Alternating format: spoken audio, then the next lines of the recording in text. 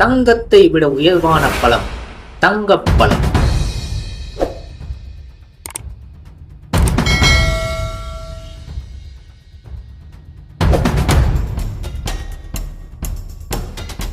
வாழைப்பழ வியாபாரத்தை விரிவுபடுத்திய திரைப்படம் கரகாட்டக்காரன் என்பது அனைவரும் அறிந்ததே.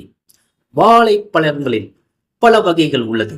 அது மஞ்சள் வாழைப்பழம், பச்சை வாழைப்பழம், மலை வாழைப்பழம், செவ்வாழைப்பழம், எச்சம் வாழைப்பழம், மோரிஸ் வாழைப்பழம்.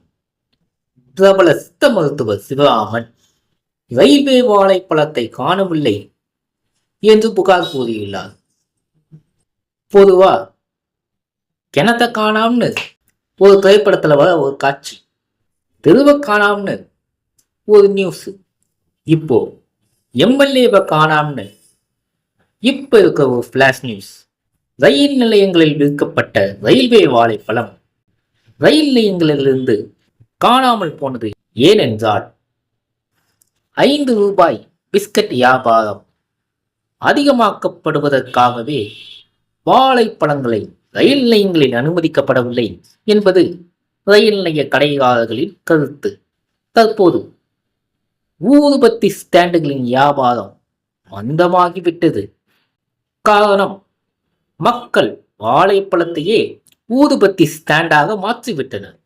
குழந்தைகள் முதல் பெரியவர்கள் வரை எளிதாக ஜீரணிக்கக்கூடிய பழம் வாழைப்பழம்.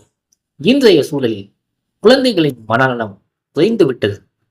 மருத்துவமனைகளில் 20 முதல் 25 வயது வரை உள்ள பெண்களுக்கு மன அழுத்தம் சற்று அதிகமாக உள்ளது. அதற்கு அருமருந்தாக உள்ளது வாழைப்பழம். வாழைப்பழத்தில் செரோட்டோனின் உள்ளதால் அது நமது மூளையில் சந்தோஷத்தை உருவாக்கக்கூடியது. தமிழர்கள் பண்பாட்டில் உயர்ந்தது மா, பலா, வாழை. அதில் ஒன்றான பழம்தான் வாழைப்பழம். இனிமேலாவது ரயில் நிலையங்களில் ரயில்வே வாழைப்பழம் விற்கப்படுமா? தொலைந்து போன வாழைப்பழத்தை மீட்டெடுக்குமா ரயில்வே துறை? தற்போது ரயில் நிலையங்களில் விற்கப்படும் உணவுகளை விட சிறந்தது வாழைப்பழம். மாம்பழத்தை ஞானப்பழம் என்றோம், வாழைப்பழத்தை தங்கப்பழம் என்போம். மீண்டும் சந்திப்போம். நன்றி, வணக்கம்.